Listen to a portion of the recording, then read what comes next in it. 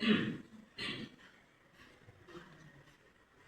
hamdalillah nahmaduhu wa nasta'inuhu wa nastaghfiruh wa na'udzu billahi min shururi anfusina wa min sayyiati a'malina. Man yahdihillahu fala mudilla lahu wa man yudlil fala hadiya lahu. Asyhadu an la ilaha illallah wa asyhadu anna Muhammadan abduhu wa rasuluh. Allahumma shalli wa sallim wa barik ala nabiyyina Muhammadin wa ala alihi wa ashabihi wa man tabi'ahum bi ihsanin ila yaumil. Qala Allah ta'ala fil kitabil karim, a'udzu billahi minasy syaithanir rajim. Bismillahirrahmanirrahim. Ya ayyuhalladzina amanu taqullaha haqqa tuqatih wa la tamutunna illa wa antum muslimun. Wa qala Nabi sallallahu alaihi wasallam, ittaqillaha haitsuma kunta wa atbi sayyi'atal hasanata tamhuha wa khaliqin nasa bi khuluqin hasan. Amma ba'du. Masyaallah muslimin jamaah salat subuh Masjid At-Tauhid yang dirahmati Allah Subhanahu wa taala. Pada pagi hari ini puji syukur kita mohon kepada Allah Subhanahu wa taala. Mudah-mudahan Allah selalu memberikan nikmat kesehatan, nikmat keimanan, sehingga kita bisa melaksanakan semua aktivitas dunia kita, juga aktivitas akhirat kita. Kemudian salawat serta salam semoga selalu tercurahkan kepada junjungan kita Nabi besar Muhammad sallallahu alaihi wasallam, Nabi akhir zaman, Nabi yang mengajarkan kepada manusia bagaimana cara beribadah kepada Rabb Sang Pencipta yang baik, tidak hanya baik tapi juga benar sesuai dengan tuntunan wahyu yang sudah disampaikan kepada beliau, dan tidaklah beliau diambil kembali oleh Allah Subhanahu wa taala kecuali semua tuntunan wahyu tersebut telah tersampaikan kepada umatnya dengan sempurna. Maka bersolawatlah kepada beliau, dan kita berharap pada yaumul qiyamah kita mendapatkan syafaat dari beliau Rasulullah sallallahu alaihi wasallam. Masyaallah muslimin jamaah salat subuh yang dirahmati Allah Subhanahu wa taala. Kita lanjutkan kajian kita, yaitu kitab Tazkiyatun Nafas karya Syekhul Islam Ibnu Taimiyah. Alhamdulillah pada kesempatan pagi hari ini kita sudah sampai kepada masalah Allah mengadakan antara takwa dan amal saleh. Jadi Allah mengadakan antara takwa dan amal saleh. Allah Subhanahu wa taala jelaskan dalam surat Yunus ayat yang 109. Allah berfirman, Bismillahirrahmanirrahim, wattabi ma yuha ilaika wasbir hatta yahkumullah wa huwa khairul hakimin. Dan ikutilah apa yang diwahyukan kepadamu dan bersabarlah hingga Allah memberi keputusan. Dialah hakim yang terbaik. Surat Yunus ayat 109. Ayat ini memerintahkan kepada Rasul untuk bersabar dalam mengikuti apa yang diwahyukan kepada beliau, yaitu berupa ketakwaan. Kalau sekelas Nabi aja Allah mesti memerintahkan untuk melaksanakan ketakwaan, bagaimana dengan kita yang umatnya yang tidak ada jaminan, belum ada jaminan dari Allah Subhanahu wa taala terhadap kita sebagai umat Nabi Muhammad? Kenapa kita tidak berusaha untuk menjadi orang-orang yang bertakwa? Maka ini yang perlu kita pahami teman-teman sekalian dalam Allah Subhanahu wa taala. Ayat ini memberikan gambaran kepada kita bahwa ketika Allah Subhanahu wa taala memerintahkan kepada para rasul, para nabi untuk bertakwa kepada Allah, tentunya masing-masing dari umat dari para nabi tersebut juga kebagian dari perintah untuk melakukan hal yang sama.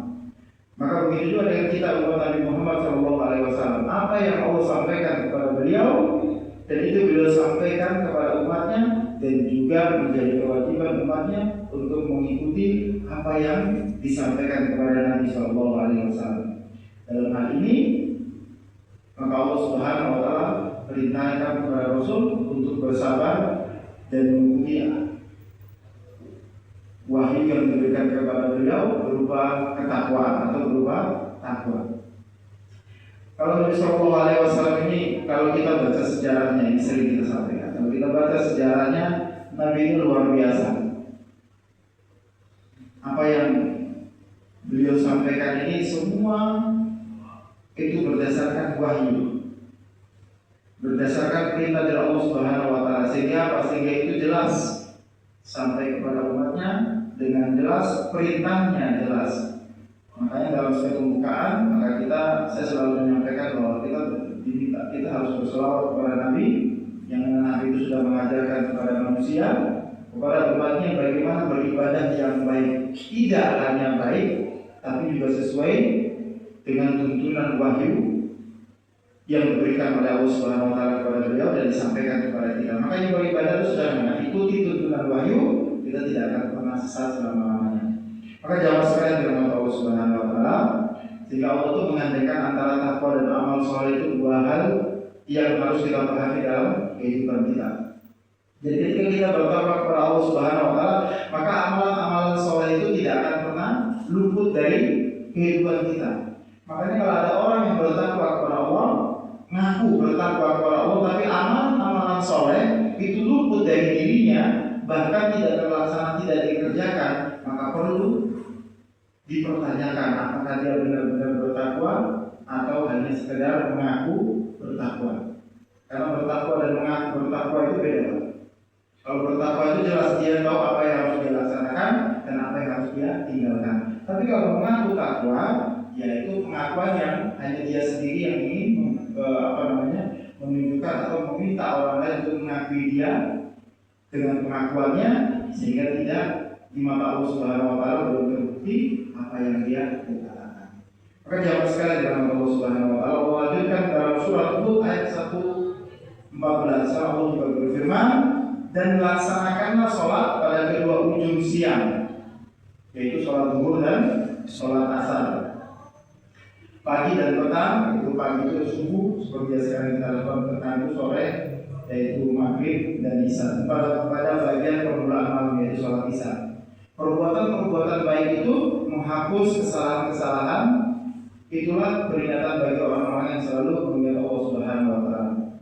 Makanya Pak, kunci orang untuk masuk ke dalam surga itu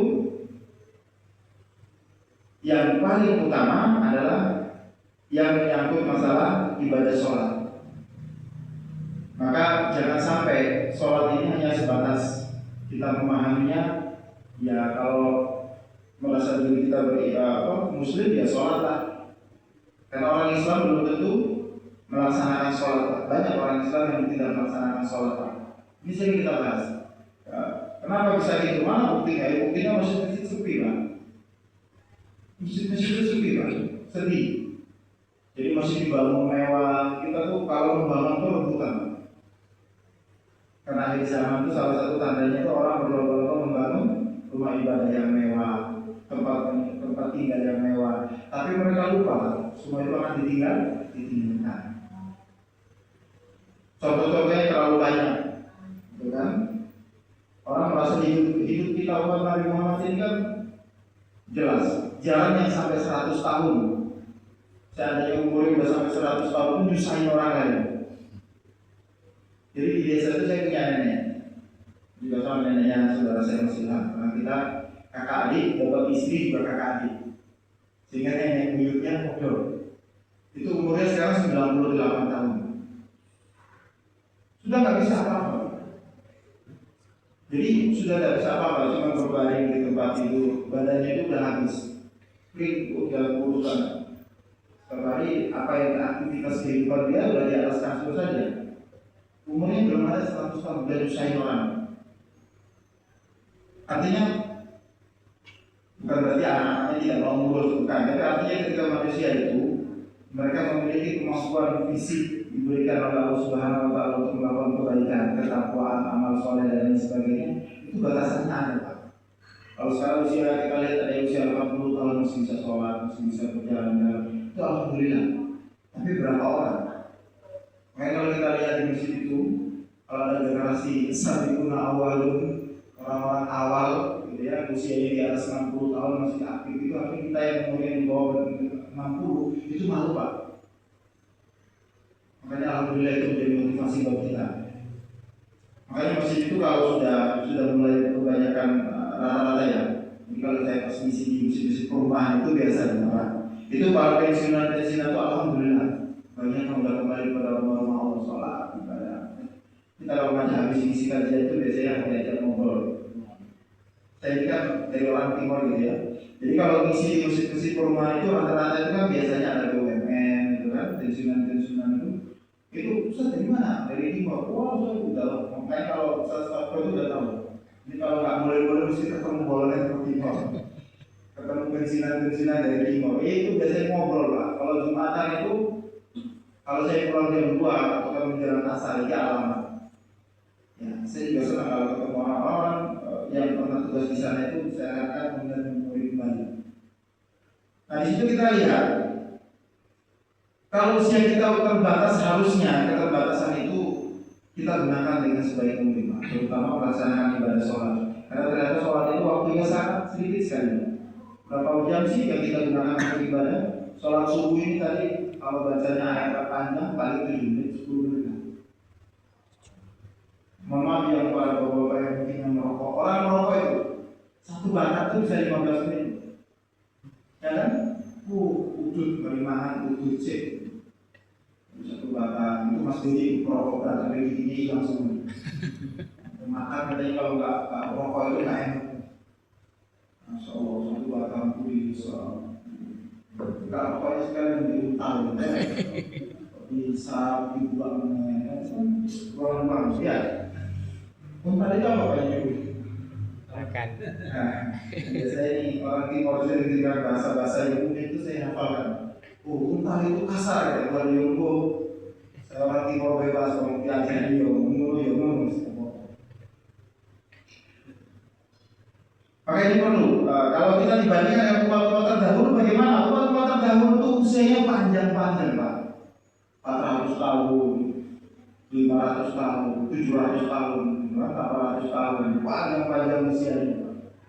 Fir'aun itu berkuasa itu 400 tahun, jadi kan bayangkan itu usianya piro ya. Masa piro langsung jadi raja kan enggak. Ketika dia butuh proses, setelah dewasa baru menjadi itu panjang Pak. Berkuasa itu ratusan tahun dulu, kan enak. Saya ini berkuasa 5 tahun, kira-kira masalah ijazah kapan-kapan. Ya kan, maaf, bukan ya. Kita nggak main politik, tapi ini perlu kita pahami. Masalah yang sepele seperti itu apa? Sampai ribut nasional, tiap hari televisi, YouTube, berita, informasi yang itu ada, nggak ada gunanya, gitu kan? Nanti malaikat itu nggak nanya, kamu lulusan UGM atau lulusan UNER, kan enggak. Malaikat itu bertanya, di mana sholatmu gitu loh? Mantrok buka, lulusan UGM orang, malaikat nggak nanya itu. Tapi kenapa orang sibuk ngurusin hal seperti itu? Itulah urusan dunia Pak. Dunia itu melalaikan. Coba orang debat di TV itu dengan lihat di apa itu di TV One atau di iNews TV itu berapa jam? Bahasanya itu aja jasa palsu itu suwe Pak. Itu udah 2 tahun, 1 tahun lebih, 2 tahun berjalan. Itu kok Pak Mali. Sedangkan sholat cuma 5 kali itu nggak ada 1 jam. Itu kayak apa di sini? Emang urusan dunia itu menarik. Urusan dunia itu menarik. Makanya kalau kita masuk dalam pergolakan hal seperti itu, maka waktu kita sia-sia Pak. Kan gitu. Waktu sia-sia hanya mengurusi hal seperti itu. Urusan dunia yang kita bakal meninggalkannya. Yang bermasalah pun begitu. Senang dengan masalah semakin terkenal. Kan? Hal-hal seperti itu ya. Maka jangan sekali dirahmati Allah Subhanahu wa taala, dalam surat ini kita disuruh untuk melaksanakan sholat. Subuh, zuhur, asar, maghrib, isya itu kita disuruh untuk melaksanakan itu. Kalau hari ini kita punya pekerjaan, makanya kalau kita lihat di atau ini, alhamdulillah banyak jamaah yang punya pekerjaan, ya, kan? Tapi masih bisa. Ya, sholat di masjid itu luar biasa. Alhamdulillah, mudah-mudahan kita istiqomah. Kalau kita tahu, selalu kita supaya kita istiqomah kepada Allah Subhanahu wa taala dalam melakukan ketaatan dan kebaikan. Kemudian dalam surat yang lain, yaitu surat Hud kelanjutannya, surat ayat yang ke-115, Allah berfirman, wasbir fa innallaha la yudhi'u ajral muhsinin. Dan bersabarlah karena sesungguhnya Allah tidak menyia-nyiakan pahala orang-orang yang berbuat kebaikan. Setelah kita berbuat kebaikan itu kita disuruh sabar, Pak. Enggak lantas berbuat kebaikan terus ya wes, enggak. Allah itu masih menyuruh kita sabar. Nah, kalimat sabar ini ada batasnya enggak? Kan sering kita ditanya gitu, sabar itu apa batasnya orang? Enggak batasnya itu si ayam, aja. Tapi kalau kita bicara agama gitu. Kalau kita bicara agama, sabar itu masya Allah pahalanya luar biasa. Tapi karena kita bukan kelas Nabi, sabarnya ya pertama sekali, dua kali, itu ya pusing lagi ya. Jadi hal seperti ini perlu kita pahami, kesabaran itu menumbuhkan kebaikan dalam hati seseorang. Maka Allah katakan dalam surat Hud 115 ini, dan bersabarlah karena sesungguhnya Allah tidak menyia-nyiakan pahala orang yang berbuat kebaikan. Jadi apapun yang kita lakukan, ibu-ibu yang menyediakan makanan di belakang itu kebaikan. Insya Allah Allah tidak sia-siakan, Bu. Sering-sering, Bu, ya. Alhamdulillah. Jadi kebaikan itu tidak ada yang disia-siakan sama Allah Subhanahu Wa Taala, sekecil apapun, gitu kan? Jadi siapa yang berbuat kebaikan, sekecil apapun sama Allah Subhanahu Wa Taala itu akan dicatat. Begitu juga keburukan. Allah itu Maha Adil. Keadilan Allah itu benar-benar akan kita rasakan ketika kita sudah tidak ada di hadapan Allah Subhanahu Wa Taala nanti. Kadang-kala orang melakukan amalan yang baik, amalannya sia-sia ternyata. Orang yang melakukan amalan kecil, karena gini, Pak, agar amalan kecil itu kadang-kala kan tidak terlihat, sehingga apa? Orang itu ikhlas saja, yang gitu. Orang sedekah itu di sewa, diomong kayak menang-menang. Kalimat menang-menang itu kadang-kala yang lebih diterima. Kenapa? Sedikit tapi ikhlas daripada banyak, tapi untungnya ya kita hafal. Jangan lupa nanti banyak sinar bila tahu itu kita sering Ustaz, nanti jangan disebut namanya lah, cukup hamba Allah saja. Alhamdulillah. Ya dia berusaha untuk menunjukkan amal kebaikannya, itu istimewa. Tapi ada juga yang jangan lupa loh, atau umum itu. Nah, tapi kita niatkan juga bismillah, ya mudah-mudahan itu bukan bagian dari perbuatan ria, tapi dia memang ingin mengajak orang lain juga berbuat kebaikan sebagaimana yang dia lakukan. Boleh, makanya dinamakan malu dunia. Sebenarnya segala sesuatu tergantung dari niat. Kalau niatnya untuk mengajak orang lain supaya ikut memberikan perlakuan kebaikan semisal dia, sah-sah saja. Mudah-mudahan Allah menerima semua amal kita yang sudah kita kerjakan berupa apapun itu selama tidak bermaksiat kepada Allah Subhanahu Wa Taala, sehingga itu menjadi amal yang akan memberatkan iman kita di hadapan Allah Subhanahu Wa Taala. Kemudian dalam surat Al-Ghafir, surat yang ke-55, Allah berfirman, maka bersabarlah kamu, sesungguhnya janji Allah itu benar, dan mohonlah ampun untuk dosamu, dan bertasbihlah seraya memuji Tuhanmu pada waktu pagi dan petang. Jadi pagi dan sore, ya.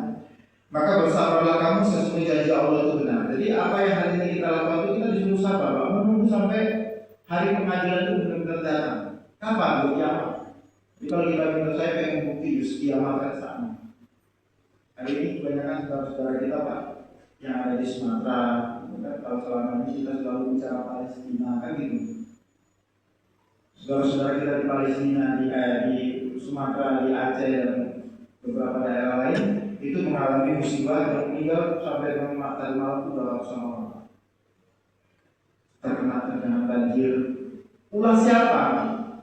Kita bicara bencana, ya Allah yang menentukan, tapi juga ada ulah manusia di situ, keserakahan manusia di situ yang menyebabkan Allah Subhanahu Wa Taala memberikan hukuman. Kalau tidak sentilan. Jadi kalau yang itu yang generasi 90 tahun lagunya kenapa Allah menurunkan bencana? Ya mungkin karena ulah manusia. Mungkin Tuhan mulai bosan katanya dengan apa? Pak Nasir apa lagunya? Apa itu biasanya? Semua ini soalnya ya. Alhamdulillah. Jadi Allah Subhanahu Wa Taala memberikan teguran. Nah sekarang mungkin Sumatera. Dulu itu beberapa tahun yang lalu itu saya tahun 2006 waktu zaman masih kuliah itu terlibat di dalam relawan yang membantu di Bantul Jogja waktu itu kan gempa yang meninggal itu 5.800 kalau nggak salah. Gunung Kidul, kota Benasir. Kita berada di sana, jadi di situ kita lihat mayat itu, Pak. Kalau di mana tuh di Sumatera itu kan diterjang badai, di Aceh itu kan ada tsunami, orang itu sampai kalau orang sampai busuk gitu kan, wah udah hancur karena kena air. Di Bantul itu Pak, tembok-tembok yang rubuh itu, ketika kita angkat di bawahnya itu ada orang sudah penyet. Udah 2 hari dicari-cari keluarganya nggak ketemu, nggak taunya di bawahnya tembok yang namanya kita nggak tahu kalau di bawah tembok itu ada orang, kita injak-injak di atasnya gitu kan, wah ini dipukuli, ternyata setelah dihancurkan bawahnya orang Pak. Saya itu sempat narik, itu ada rambut, itu saya nyalain betul, ada rambut, saya pegang, ini rambut ini apa ya? Kok ada rambut panas? Enggak, tapi rambutnya benar di bawah situ. Ya Allah, jadi Allah memberikan ujian juga itu benar-benar luar biasa. Setelah itu bencana terus berganti dan lain sebagainya. Jadi kalau Sumatera ini kita lihat kasusnya ada pemalakan liar yang diterbitkan oleh pemerintah yang berkuasa kepada para pengusaha-pengusaha di sekitarnya, dan para pengusaha itu tidak pikir Pak dampaknya kepada masyarakat di sekitarnya. Mereka pikirkan hanya keuntungan saja. Rumah mereka nggak ada yang di situ Pak. Coba jangan ada banjir ada apa di sekitar, itu mesti orang yang merusak itu rumahnya nggak di situ Pak. Mereka itu di tempat yang nyaman gitu kan. Dan orang-orang situ yang merasakan dampak dari perbuatan itu. Dan ini hal-hal yang bersifat keburukan ini mereka akan tuai ketika mereka sudah kembali kepada Allah Subhanahu Wa Taala. Jadi Allah mengingatkan semuanya. Kenapa orang-orang tak berdosa juga itu? Ya karena kita tak berdosa itu diam saja, kan begitu. Makanya ketika datang sebuah musibah itu tidak hanya menimpa orang yang berbuat kesalahan. Orang yang nggak berbuat kesalahan itu kena. Kenapa? Kita diem Pak. Saya ingat kata-kata Bu Risma tahun 2013 ketika menutup lokalisasi itu, saya mau jihad. Jadi dia bilang gitu. Jadi sekarang mumpung berkuasa, dia benar-benar mencoba untuk apa?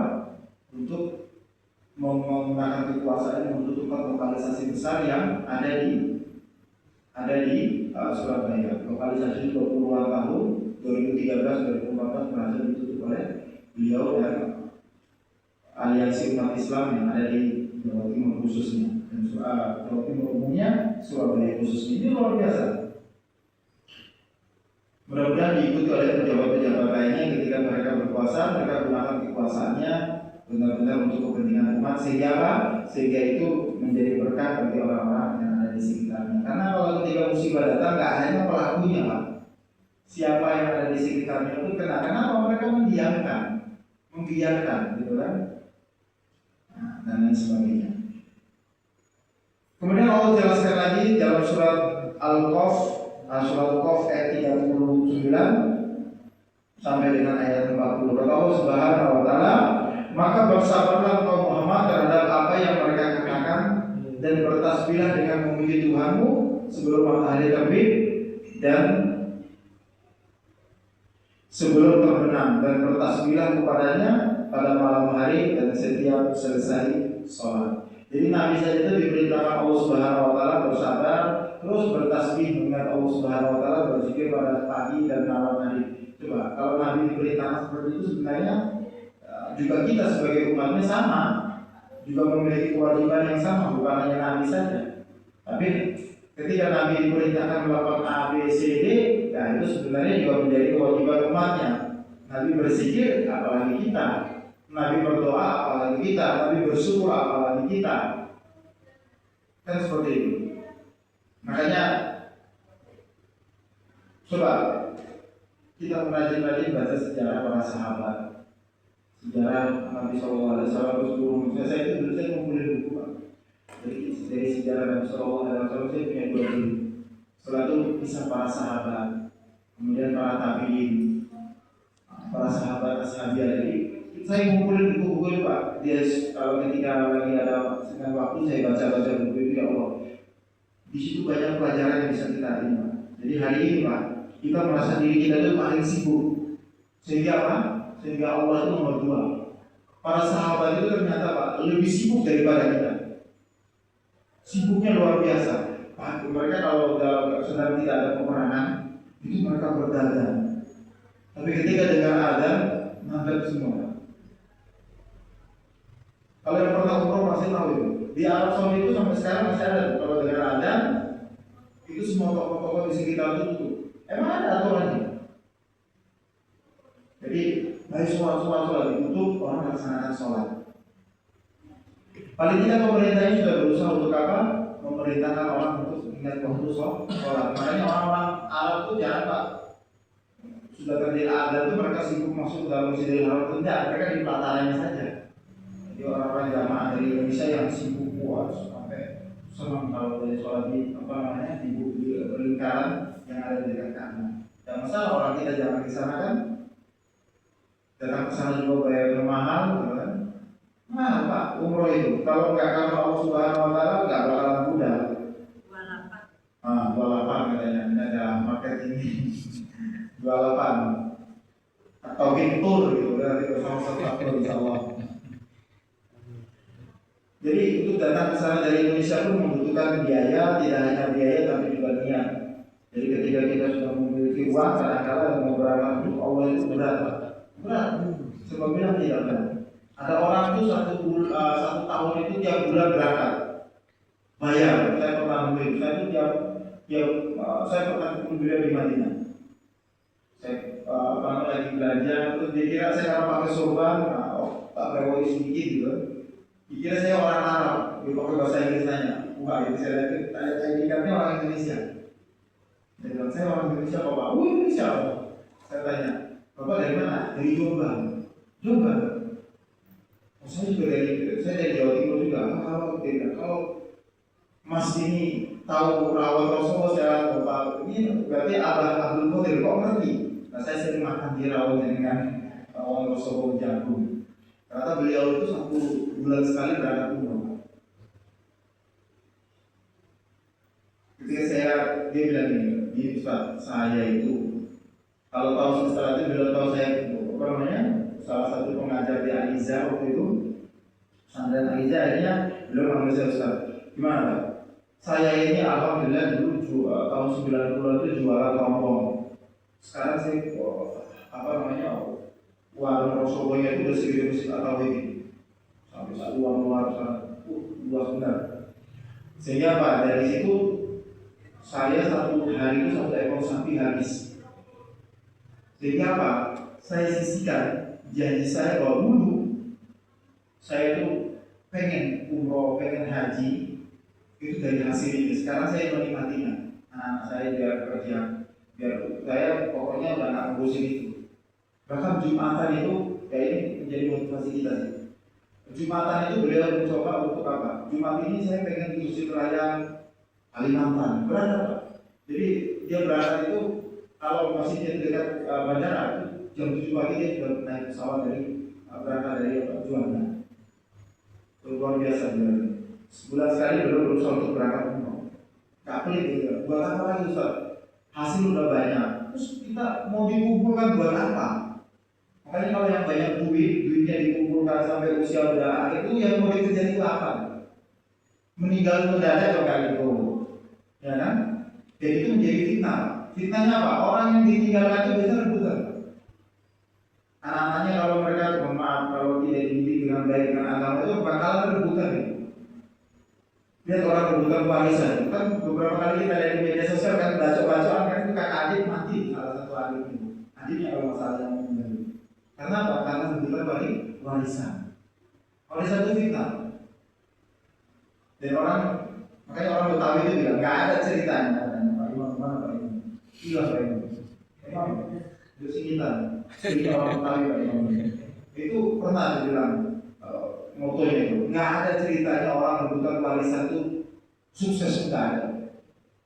Fitnahnya warisan itu besar sekali. Makanya ada dulu saya punya dosen di Universitas Muhammadiyah namanya Abu Somad, bukan Ustaz Abu Somad ya, namanya Abdul Somad, Abdul Somad. Dia dosen UINSA, rumahnya di Pasuruan, salah satu punya pesantren di sana. Beliau katakan gini, jadi kalau masuk ke rumahnya itu seperti masuk ke perpustakaan UI. Kita tanya, Pak Yai, ini kenapa kok rumah ini kok tak ada mobil tapi ada yang bilang, kalian tahu kenapa saya mengoleksi buku sebanyak ini?